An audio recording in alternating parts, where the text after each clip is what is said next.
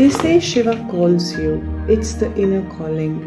When you close your eyes and meditate upon him, you will feel his energy all around, and he will send you a lot of signals through the universe. And this is exactly what happened to me when somebody told me about the Ambernath temple. And I just found it so fascinating that a 11th century old Shivalaya exists just 60 kilometers away from Mumbai. And there was nothing which could have stopped me from witnessing this majestic beauty. This video blog is dedicated to Ambernath Puratan Shivalaya. Ambernath Puratan Shivalaya is a 11th century marvel of architecture and sculpture, which is almost 1,000-year-old. The Shiva temple is situated in a small town in Maharashtra called Ambernath, and it is recorded as a Bhumija style temple built by Silahara dynasty, which ruled the Konkan area of Maharashtra in 11th and 12th century. The most powerful king of this dynasty, Chittaraja, began the construction of this temple, and later his younger brother Mumuni took over and completed the construction in 1060 AD. Historical records prove that this is the oldest existing temple built in the Bhumija style of architecture.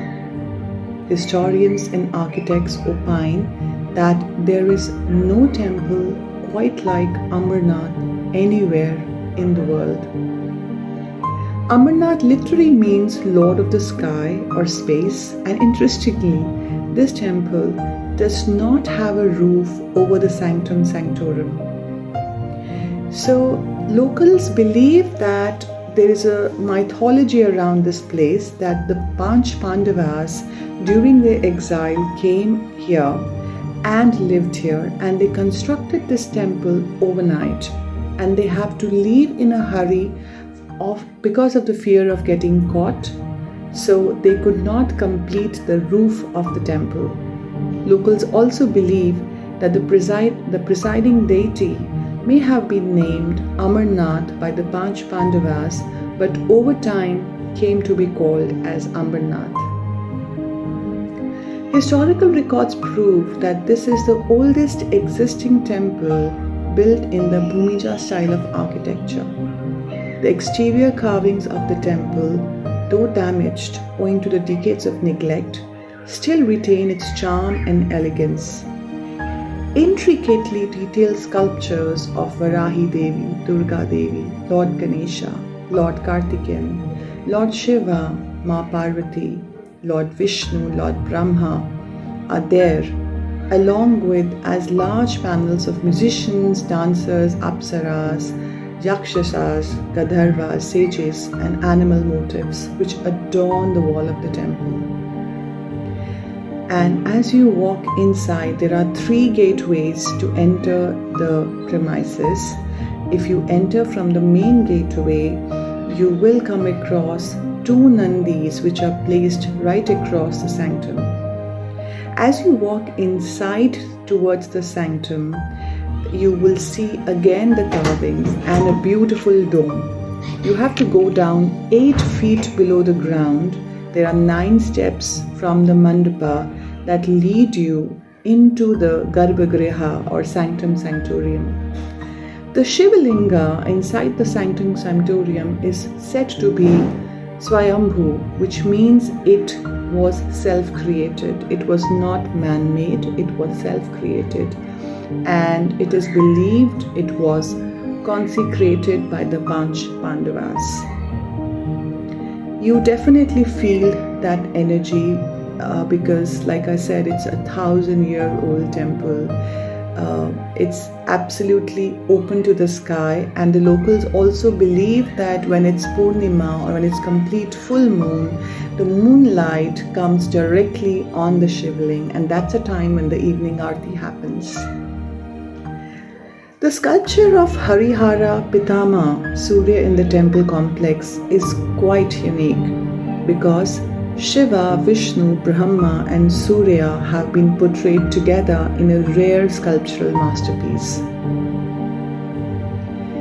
It's quite surprising that just some time back when I visited Ellora Caves, I had similar style of description of the sculptures which were a part of Shaivism and also a part of Tantra, a sect of Shaivism carved out in Ellora, and I found a great deal of similarity here in this temple as well. Also a very very mystical experience also which I saw in Ellora and I also saw here was there is also a tunnel which is currently closed, but people believe that it is a mile-long geological cave which actually led to the ancient forest of Panchvati. Is that really true? We do not know because it is not yet being explored and the doors are currently closed. Locals also say that excavations were conducted at Ambernath, and though the existence of an ancient civilization is yet to be ascertained, there were vessels and objects which were found, which suggested that Ambernath was an important cultural center in ancient times as early as 200 BCE. It is likely that this village was known as Halyachapada previously. And a very interesting fact for Sikhism is that Guru Nanak visited the temple sometime around 1415 AD. So there is so much that we need to explore, and I again will urge all my friends from Bombay, take out your car and drive along to see this wonderful, marvelous architecture. See this beautiful jewel which exists so close to Mumbai. So do take out time and please go and see this beautiful place. Read about it on Wikipedia so that you're well researched when you go there and feel the energy of the place. Be blessed always. In the end, I'd like to say that Shiva is always there with you. You just have to feel his energy. You may feel that you're alone, struggling between all the crises in your life. But remember, there is He who has never left your hand, who's always guiding you. Your limited mind may think of only few things and few solutions of what you want, but Shiva knows what you need. So believe in that divine timing and believe in that divine energy, which is always, always blessing you.